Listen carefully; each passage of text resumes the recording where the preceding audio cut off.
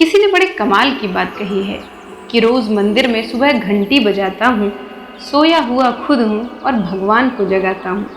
नमस्कार दोस्तों, ईश्वर, परमात्मा, भगवान, परमपिता परमेश्वर, ब्रह्मांड,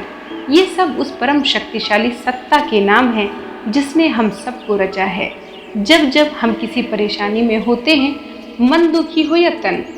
सबसे पहले उसी को याद करते हैं। बहुत बार हमें किसी मनोकामना की पूर्ति के लिए हमारे घर वालों, दोस्तों और रिश्तेदारों से किसी खास व्रत या पूजा पाठ को करने का उपाय बताया जाता है। जैसे लड़कियों को मनवांछित जीवन साथी पाने के लिए 16 सोमवार का व्रत करने की सलाह घर की बड़ी महिलाओं द्वारा दी जाती है। ये मैंने खुद अपने बचपन के बाद वाली थोड़ी बड़ी उम्र में देखा है और कई बार लोगों के मुंह से सुना है कि फला व्रत या पूजा के बाद उनकी कोई खास मनोकामना पूरी हो गई। चलिए आज हम समझने की कोशिश करते हैं कि क्या सच में कोई व्रत, उपवास या अनुष्ठान करने से हमारी मनोकामनाएं पूरी होती हैं।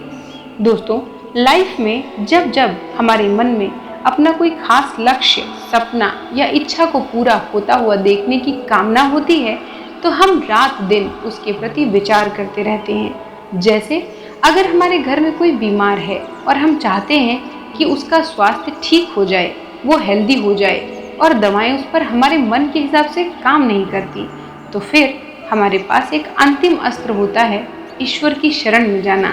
और फिर हम ईश्वर के ऊपर अपनी सारी प्रॉब्लम्स को हल करने की जिम्मेदारी छोड़ देते हैं, क्योंकि अब तक जो हमारे हाथ में था वो हमने किया, पर अब चूंकि ये हमसे नहीं हो पा रहा तो हम उस परम शक्ति से कहते हैं कि अब जो करना है आप ही करिए, हमसे नहीं हो रहा है, अब सब कुछ आपके हवाले है।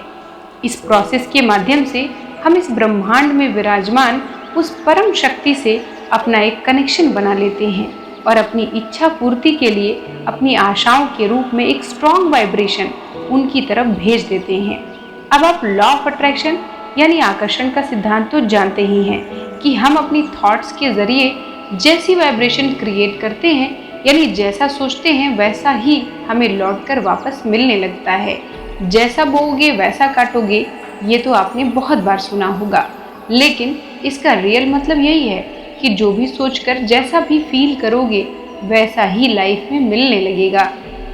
जैसे बच्चा किसी दूसरे कमरे में बैठकर माँ को आवाज़ लगाता है, पर कभी कभी दूरी ज़्यादा होने की वजह से माँ को वो आवाज़ सुनाई नहीं पड़ती या अस्पष्ट तरीके से सुनाई देती है, और फिर जब आप 2 या 3 आवाज़ें थोड़ा तेज़ी से लगाते हैं तो वो माँ तक क्लियरली पहुँच जाती है और वो रिस्पॉन्ड भी करती है।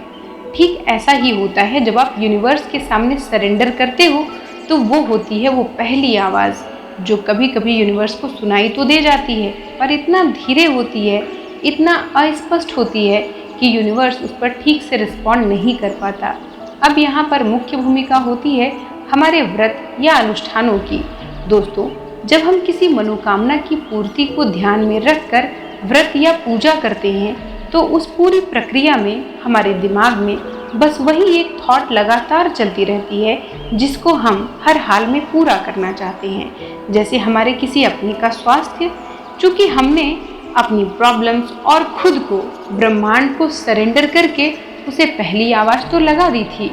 फिर अपने व्रत और पूजा पाठ के द्वारा अपनी इस खास इच्छा या मनोकामना को पूरा करने का ये विचार ब्रह्मांड के लिए दूसरी या अगली कॉल बन जाती है, जिसे वो निश्चित रूप से सुनता भी है और रिस्पॉन्ड करके पूरा भी करता है।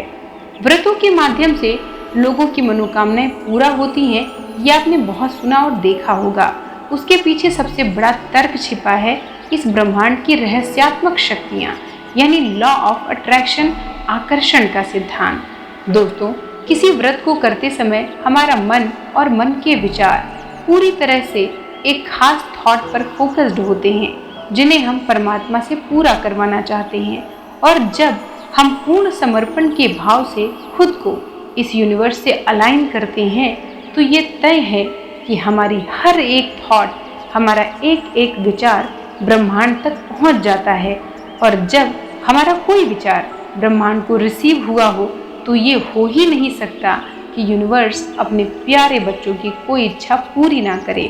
तो धीरे धीरे आपकी वो इच्छा पूरी होने लगती है जिसकी हेल्थ के लिए आप प्रार्थना कर रहे थे, उसको अब दवाइयाँ भी असर करने लगती हैं और उसके जीवन में पॉजिटिविटी की नई सुबह दस्तक देने लगती है। दोस्तों, हमारी प्राचीन संतों की परंपरा इतना वैज्ञानिक है कि अगर आप अपनी तार्किक बुद्धि से इसे समझने का प्रयास करें तो आप देखेंगे कि उनकी व्याख्या बड़े गूढ़ रहस्यों को समझने के बाद ही की गई थी। जैसे कि हमारी व्रतों की परंपरा।